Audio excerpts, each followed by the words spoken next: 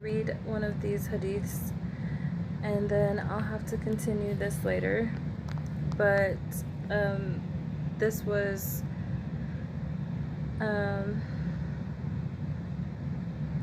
it's saying, the messenger of Allah followed me and said, so we set off until I reached a certain place, and he drew a line for me and told me to stay within it. He said, do not leave this area, for if you do, you will perish. So I stayed within it. The messenger of Allah went away for a while and seemingly went far away.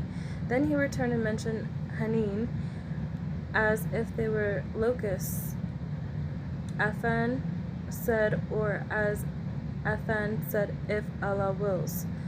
They had no clothes on, and I did not see their private parts at all. They had very little flesh. But they came and started riding on the messenger of Allah. Prophet of Allah began reciting to them. They came to me, and it seemed as if they were flooding around me and attempting to interpose themselves.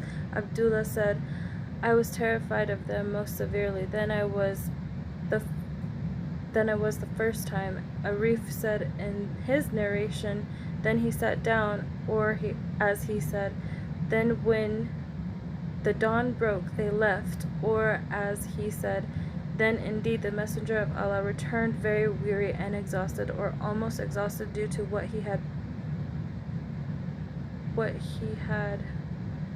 ridden.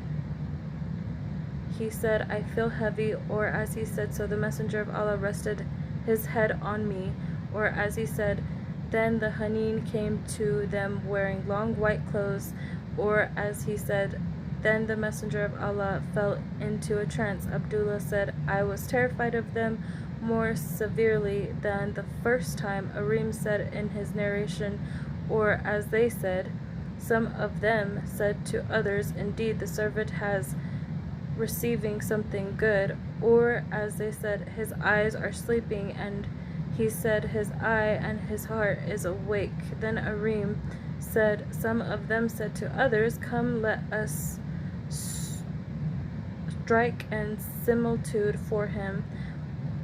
Let us strike and similitude for him, and let us interpret it ourselves, or you interpret and we will interpret and you interpret.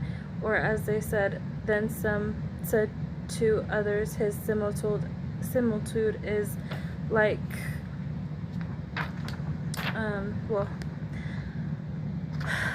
this is the hadith, Ahmed 3788.